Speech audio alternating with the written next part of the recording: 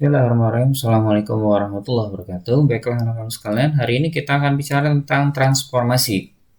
Transformasi kita ini pada dasarnya sih transformasi geometri ya. Dan geometri kita tuh pakai geometri Euclid.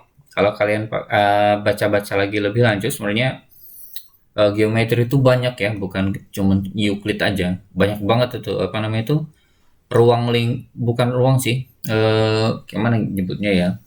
Pernah nonton Naruto nggak? Naruto itu kan ada dimensi ya, kayak dimensi dari ada dimensi sendirilah gitu. Nah, sama kayak gini. Jadi geometri itu dia itu berupa dimensi-dimensi banyak gitu. Nah, kita tuh di Indonesia, terutama di SMP, SD, SMP, SMA itu yang kita pelajari itu cuman geometri Euclidnya. Jadi kalian pelajari itu cuman geometri Euclid. Jadi kalau kalian mau menemukan ruang geometri sendiri silahkan sih. Jadi bukan suatu hal yang kaku ya. Jadi silahkan. Oke, kita bicara tentang transformasi sekarang. Kita lihat ya. Transformasi terjadi kalau kamu memindahkan suatu objek ke arah yang berbeda. Kalau refleksi, contoh sederhananya ketika kamu bercermin, pantulanmu itu adalah refleksi. Kemudian ini dia bilang dua tadi adalah contoh transformasi geometrika gitu. Tenang, aku juga lagi belajar kontrol musik kita kan teman. Wah, ya tenang banget. Ezra, aku juga bakal berusaha menjadi lebih baik lagi. Nah, oke. Kata kunci pada bab ini ada 4. Ada transformasi itu nanti terdiri atas 4 bagian, yaitu pertama refleksi, kemudian ada translasi, ada rotasi, ada dilatasi. Jadi ada pencerminan, ada perpindahan, ada perputaran, dan ada perbesaran atau perkecilan. Itu kita sebut dengan dilatasi. Oke, kompetensi dasarnya itu adalah 3.5-nya menjelaskan transformasi geometri, refleksi, translasi, rotasi, dan dilatasi yang dihubungkan dengan masalah kontekstual. Kemudian yang 4.5 yang menyelesaikan masalah kontekstual yang berkaitan dengan transformasi geometri, refleksi, translasi, rotasi, dan dilatasi. Nah, pertanyaan, apakah kalian pernah memindahkan atau menggeserkan suatu benda dari suatu tempat yang lainnya? Ketika kalian memindahkan suatu benda ke tempat lainnya, maka bentuk benda tetaplah seperti semula, hanya saja posisinya dari benda tersebut yang berubah dari posisi awalnya.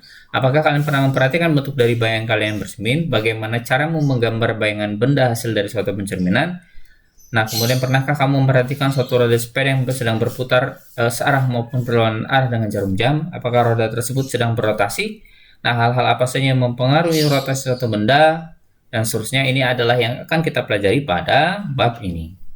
Nah, pengalaman belajar. Yang pertama, menggambar bayangan benda hasil refleksi pada cermin. Yang kedua, mengenali hasil simetri serta menentukan banyak simetri lipat suatu benda. Yang ketiga, menggambar bayangan benda hasil transformasi, refleksi, translasi, rotasi, dan dilatasi. Yang keempat, menentukan koordinat bayangan benda hasil dari transformasi, refleksi, translasi, rotasi, dan dilatasi pada koordinat kartesius. Yang kelima, menentukan pasangan bilangan translasi yang menggerakkan bangun datar maupun titik pada koordinat kartesius.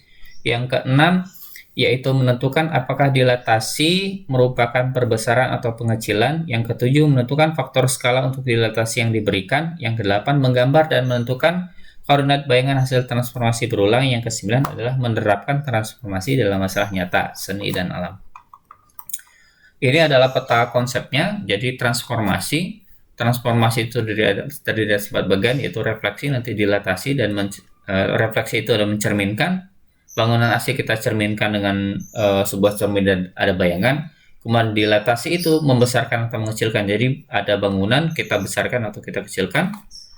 Kemudian kita pindah ke mana nih?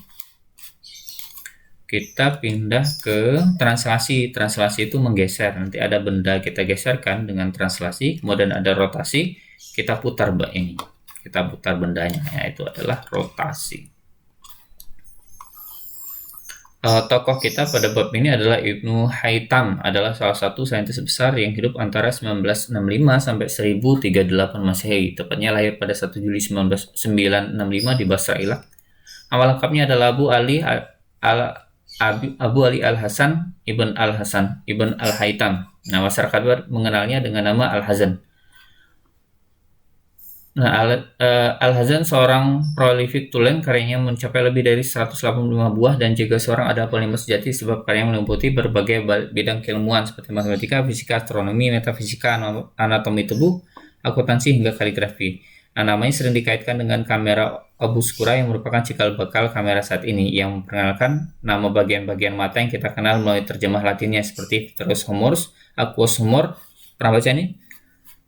Kalau aqueous humor itu cairan mata ya, retina, kornea, dan lainnya, yang meredakan polemik beratus tahun lama tentang teori penglihatan, memunculkan permasalahan klasik dalam matematika di mana matematika yang mengenalnya dengan Alhazen problem, yang baru dipecahkan secara eksak 1970 oleh matematikawan Oxford Peter Newman. Nah, ini kita adalah ininya ya, namanya itu tokoh kita pada bab ini. Sekarang kita bicara tentang refleksi atau pencerminan ya. Bagaimana caramu menggambar bayangan hasil pencerminan suatu benda? Misalnya kita diminta untuk menggambar apa ya? Menggambar bayangan dari gelas misalnya. Jangan gelas deh, apa ya? Benda yang datar ya. Papan.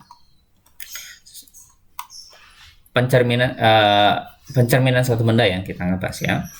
Nah, ketika melihat foto bangunan di samping, maka kamu akan melihat bayangan dari bangunan tersebut pada permukaan air. Nah, perhatikan bahwa setiap titik dari bangunan asli di garis memiliki titik yang bersesuaian dengan bayangan yang di air. Nah, jarak dari semua titik dari bangunan asli ke bangunan air itu sama besarnya dengan jarak dari bayangan titik tersebut ke permukaan. Nah, bayangan itu kita sebut dengan refleksi atau pencerminan bangunan pada air. Nah, refleksi atau pencerminan merupakan salah satu jenis transformasi yang memindahkan setiap titik pada suatu bidang atau bangun geometri dengan menggunakan sifat benda atau bayangan pada cermin datar. Nah, perhatikan gambar di bawah, bahwa apakah kamu ingat saat cermin? Nah, pada saat mendekati cermin, tampak bayanganmu juga akan mendekati cermin. Nah, ketika kamu bergerak menjauhi cermin, maka bayanganmu juga akan menjauhi cermin. Nah, bentuknya seperti ini ya. Nah, misalnya gini. Ada benda nih, kita bendanya ini ya, PQRS ini. Nah, kalau kita mau menggambar bayangannya, kita ukur dulu jarak antara titik-titiknya terhadap cermin. Misalnya ini, jaraknya berapa nih? Kalau kita perbesar,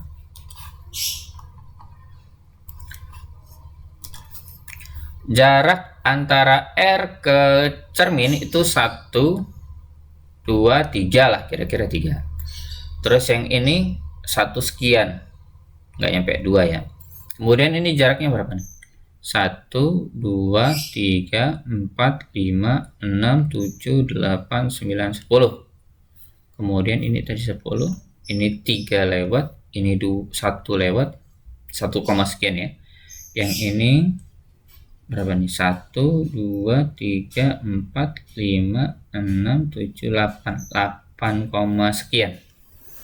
Nah, kalau kita mau menggambar ininya, mau menggambar bayangannya, berarti ya kita buat ini jaraknya itu sekitar 10 sekian ke sini. Nah, ketemulah di sini S aksen kita nyebutnya. Kemudian ini 3 sekian itu berarti R aksen.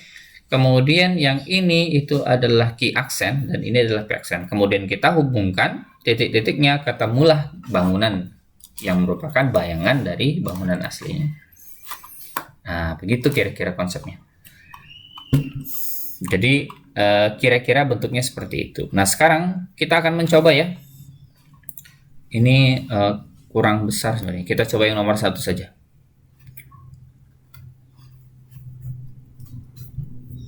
Tapi nggak apa-apa ya. Ini berarti berapa? 1 di sini, 1 di sini. Yang ini 2 kan berarti di sini. Yang ini berapa? 2. Nah, kalau kita hubungkan kira-kira bentuknya seperti ini.